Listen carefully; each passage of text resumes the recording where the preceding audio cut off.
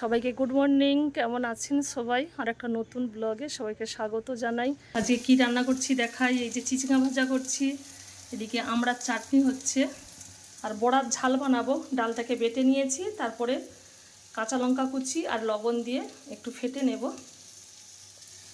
ডালটা যত ফাটবো তত নরম হবে বড়াটা।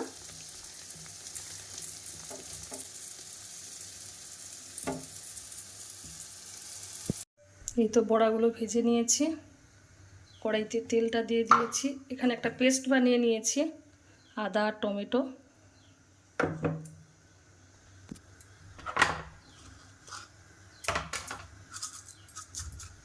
ওর থেকে একটু পাঁচফোড়ন দিয়ে দিলাম, আর একটু পেস্ট বানিয়ে রেখেছিলাম এটাও ওপর থেকে দিয়ে দিলাম।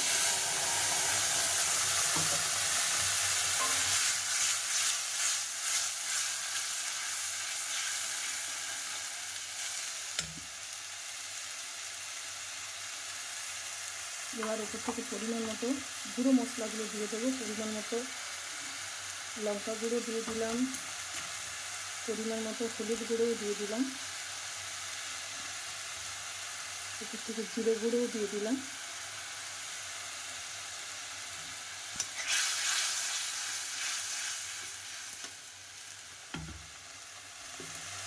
পরিমাণ মতো লবণ, পরিমাণ মতো মিষ্টিও দিয়ে দিলাম একটু টেস্টের জন্য। মশলাটা একটু কষিয়ে নেব।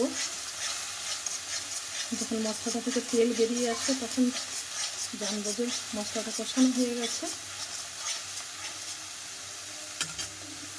এই তো রেডি হয়ে গেছি, আজকে ডিপির কাজে বেরিয়েছি। অনেক অর্ঘ প্রশস্তি এসেছে, সব দিতে যাব। কি সুন্দর ঝলমলে রৌদ্র বেরিয়েছে, আকাশে কিন্তু মেঘ আছে।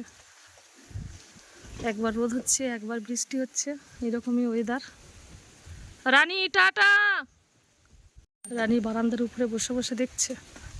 টাটা রানী। নাম করতে করতে করতে করতে করতে যতক্ষণ ভালো করলে, এইবারে যখন এবার আর ভালো লাগছে না তখন এবারে প্রণাম করে ঘুমিয়ে পড়বে, ঠিক আছে? তারপরে আবার ভোরের দিকে যখন উঠছ তখন উঠেই হাত মুখ ধুয়ে বা পায়খানা প্রস্রাব করে শুদ্ধ কাপড় পরে এবারে তুমি বসে ঠাকুরের নাম করো। আগে ধ্যান করতে হয়, তাকে ডাক আহ্বান করতে হয়। এই যে আমরা বাবা মায়েরা ডাকে না, এ বাবা আয় খেতে আয়, হ্যাঁ কই গো এসো খেতে আসো, আমি সঙ্গে বেড়েছি। এই যে আহ্বান করা হয় না, তা ভগবানকে আহ্বান করতে হয় ধ্যান করে। হ্যাঁ, তা যাই যাও, তাহলে ধ্যান করতে হয়। ধ্যান করে তারপরে ঠাকুরের ওই অর্ঘ্যটা নিতে হয়। ঠাকুর বলছে তুমি যে ভোগটা দিচ্ছ বা যে ডালাটা দিচ্ছ, ফল দিয়ে মিষ্টি দিয়ে যা তোমার ভালো লেগেছে, যখন যেটা পাই, যা কিছু করেছো করে তুমি যখন দেবদেবতার সামনে দিচ্ছ, সেটা তো তুমি তো পয়সা দিয়েই তো কিনে এনে দিচ্ছ, হ্যাঁ কি না? এইবারে সেই ভোগটা যে তুমি দিচ্ছ, সেই ভোগটা কিন্তু ঠিক মতন কিন্তু শুদ্ধাচারে হচ্ছে না। কারণ সেই যে ভোগটা দিয়েছো, সেই বাতাসাটা যে তুমি দিয়েছো, সেটা এসে কে মুখ দিচ্ছে না আরশোলা মুখ দিচ্ছে, টিকটিকি মুখ দিচ্ছে, ইঁদুর মুখ দিচ্ছে, মশা মাছি বসছে। তুমি ওই ভোগটা দিয়ে এবার তুমি কী করলে, কাঁসা ঘন্টা বাজিয়ে চলে গেলে। কখন ভোগটা যে তুলবে তারও ঠিক ঠিকানা নেই। আর সেই ভোগটা কখনো তুমি সেবা করো, কখনো জলে ভাসিয়ে দাও, বলেই যা মহা সে অপরাধ। এই ভোগ যদি সঠিকভাবে নিবেদন করা না হয়, সেই ভোগ যদি ভোগের মতন যদি গ্রহণ করা না হয়, এটা কিন্তু মহা সেবা অপরাধ, বুঝা গেল?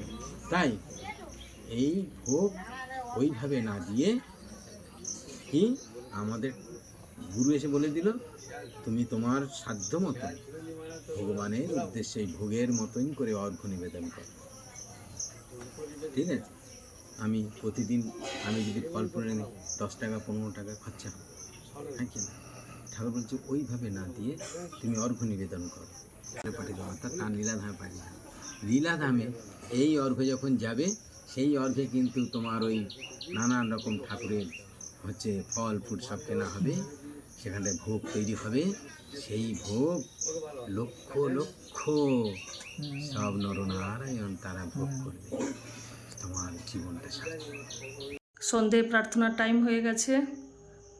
সন্ধে প্রার্থনার টাইম হচ্ছে 6:26, এখন 6:25 বাজে।